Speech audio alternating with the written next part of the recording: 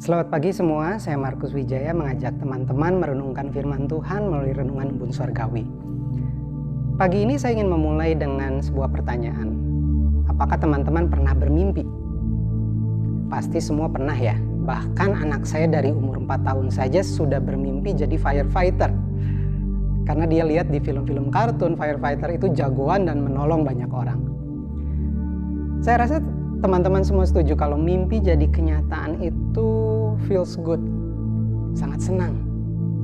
Nah, hari ini saya akan ambil perenungan dari seorang pemimpi di Alkitab yang kita semua sudah tahu bernama Yusuf. Jadi Yusuf yang pada saat itu berumur 17 tahun, ternyata dia sering menjadi pengadu tentang kejahatan saudara-saudaranya pada ayah mereka. Dengan background si pengadu ini yang tentunya tidak disukai oleh saudaranya, Yusuf dicatat dalam Alkitab menceritakan mimpi pertamanya, di mana dikatakan bahwa berkas gandum saudara-saudaranya sujud menyembah berkas gandum miliknya. Mudah ditebak, saudara-saudaranya semakin benci dengan Yusuf. Entah karena Yusuf sombong atau polos, Yusuf nggak bisa baca situasi. Dan dia malahan menceritakan mimpinya yang kedua, di mana dikatakan katanya ada matahari, bulan, dan 11 bintang yang melambangkan saudaranya menyembah dirinya. Sampai bukan cuma benci, tapi saudara-saudaranya dikatakan iri hati. Benci dan iri hati campur jadi satu. Perenungan yang pertama yang saya ingin sampaikan pagi ini adalah kita perlu berhati-hati kepada siapa kita menceritakan mimpi kita. Akan ada orang-orang yang mensupport mimpimu, tetapi akan ada juga orang-orang yang menentang bahkan iri dan benci akan mimpimu. Seringkali kita berpikir bahwa orang terdekat kita akan mendukung semua mimpi kita, tetapi kenyataannya belum tentu. Bahkan seringkali penolakan terkuat datang dari orang-orang terdekat. Lalu apakah mereka jahat? Belum tentu juga, teman-teman. Orang terdekat menolak mimpimu bukan selalu karena mereka jahat, tetapi bisa jadi karena takut. Kenapa? Karena ada jurang yang cukup jauh antara mimpi dengan kenyataan. Dan jurang tersebut dinamakan proses.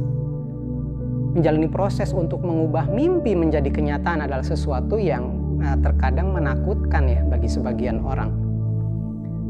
Ketika Yusuf ceritakan mimpinya, singkat cerita, ia malah terdampar di sebuah lubang sumur. Ada jurang yang besar antara mimpi dengan kenyataan, karena dia berada di dasar sumur. Yusuf berada dalam kondisi di mana kenyataan hidupnya seolah-olah semakin jauh dari mimpinya. Dan semua orang meninggalkan dia. Apakah teman-teman ada yang sedang merasakan hal yang sama? Izinkan saya mengutip satu ayat yang ditulis setelah Yusuf keluar dari sumur dan dijual ke rumah Potifar di Mesir. Dikatakan dalam Kejadian 39 ayat 2 ditulis seperti ini. Tetapi Tuhan menyertai Yusuf sehingga ia menjadi seorang yang selalu berhasil dalam pekerjaannya. Saya sangat suka kata-kata Tuhan menyertai dan kata-kata berhasil dalam pekerjaannya. Tuhan menyertai, berhasil dalam pekerjaan. Teman-teman, penyertaan Tuhan akan selalu terekspresikan dan terlihat oleh orang-orang sekitar kita ketika kita bekerja. Mungkin Yusuf dulu jarang bekerja karena dia kan anak kesayangan ayahnya, dia dimanja. Dia hanya jago mimpi dan membual akan mimpinya. Bagaimana penyertaan Tuhan dapat terekspresikan jika Yusuf jarang bekerja? Mungkin Yusuf berpikir bahwa kenyataan hidupnya semakin jauh dengan mimpinya. Tetapi sebetulnya justru Tuhan mengizinkan segala sesuatu terjadi supaya penyertaannya dapat terekspresikan dalam kehidupan Yusuf.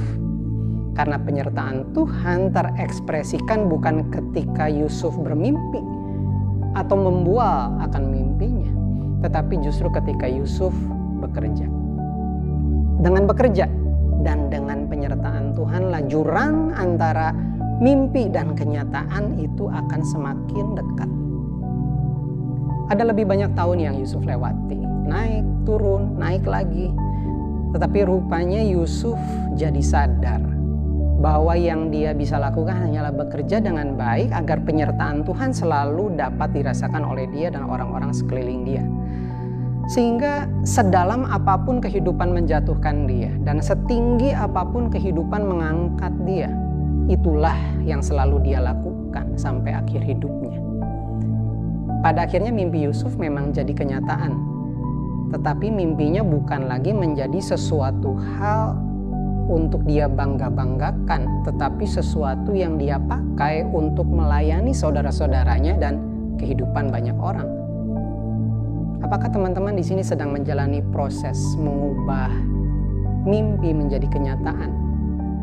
Tetap setialah bekerja dengan sukacita dan sepenuh hati, supaya penyertaan Tuhan bisa nyata di dalam kehidupan kita.